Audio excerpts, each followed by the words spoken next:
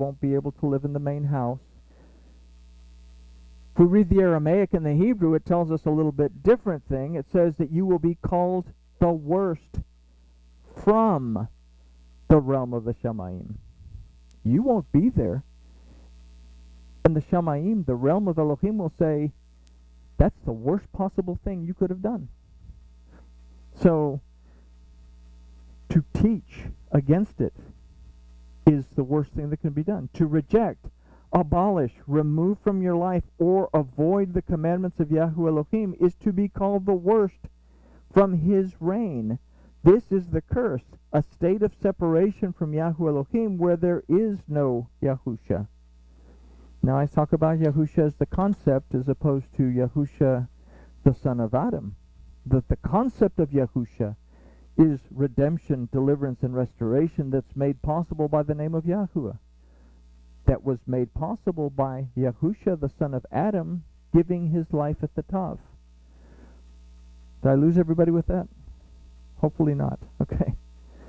So let's consider some words expressed by John, the Talmid that Yahusha loved. And this is 1 John 2, 3 through 5. It says, and by this we know that we love him, if we guard his commandments.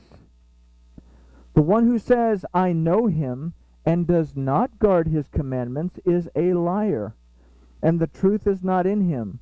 But whoever guards his word, truly the love of Elohim has been perfected in him. By this we know that we are in him. And then we also consider what he said in verse 6 that says, the one who says he stays in him ought himself to walk the way he walked. If you say that you are walking according to the Master, you have to walk according to the way that the Master walked. The Master didn't stay in hotels. He didn't have access to the Gideon's New Testament. He walked according to the Torah. He walked according to the statutes, commandments, and ordinances of his Father, who is Yahuwah. Yahusha kept the Torah of Yahweh Elohim. According to the verse, we turn aside when we go after other deities which you have not known. When we fail to recognize Yahuwah as Elohim, we stray after foreign deities. The word used for have not known is yedatem, that also means you have not experienced, have not been acquainted with, have not revealed themselves to you. Exactly. We have to be like little children. But what does the Torah help us to do? It helps us to build a relationship so that we experience the Father. We are acquainted with the Father, and the Father reveals himself to us through his Torah. We get to know who Elohim is.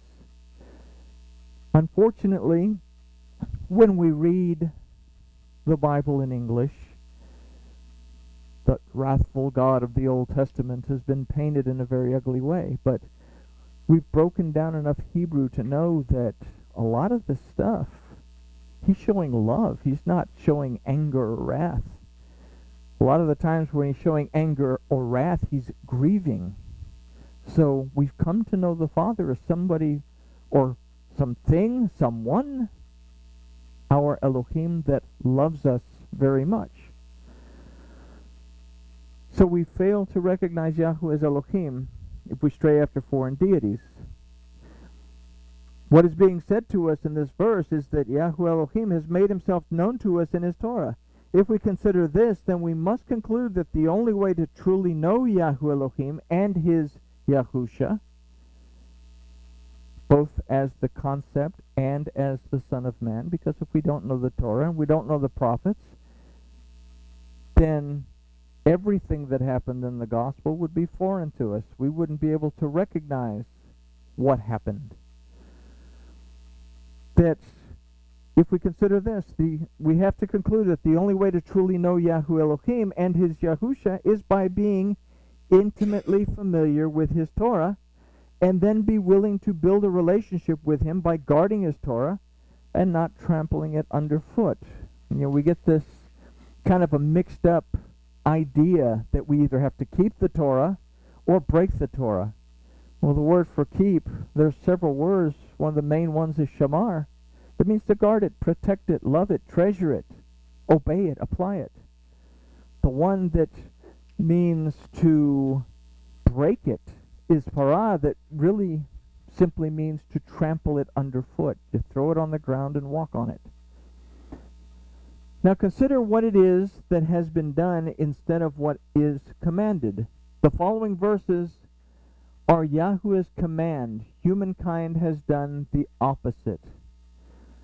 You shall truly destroy all the places wherein the nations that you are to dispossess serve their deities, upon the high mountains and upon the hills and upon every leafy tree.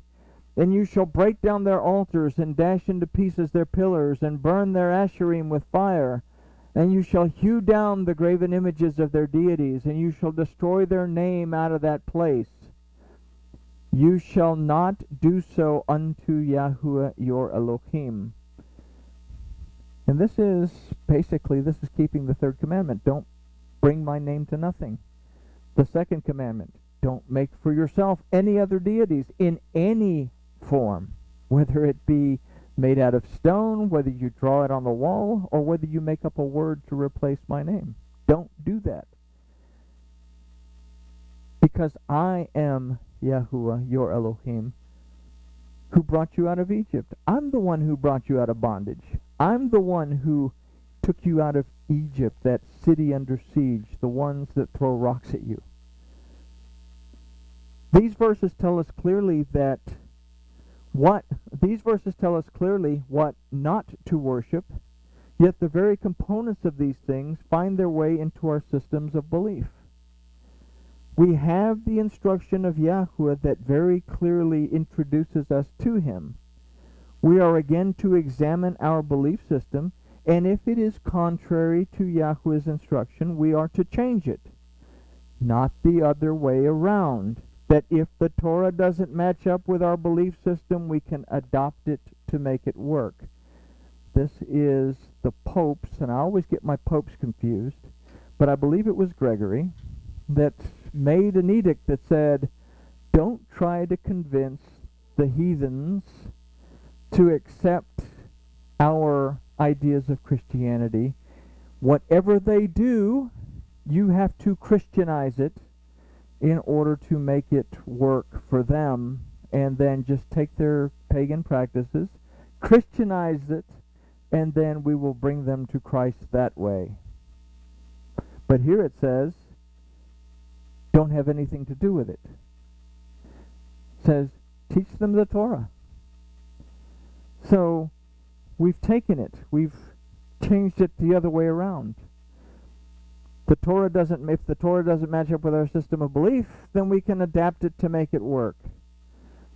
This was the mentality of the early church, and it has very seriously affected not only Christianity, but it also affected Judaism. Whether the Jewish folks want to accept it or not, a lot of the tenets of Judaism are based on Christian practices, and vice versa. The very tenets of Christianity are still based on practices of Judaism. Neither one of them are based on Torah-observant belief systems. So, only by guarding the Torah of Yahuwah can we establish his temple in the place that he chooses. We are the temple, and if we keep his instructions, then he will dwell within us and remain in our presence. If not, then we find ourselves separated from Yahuwah Elohim and very much alone.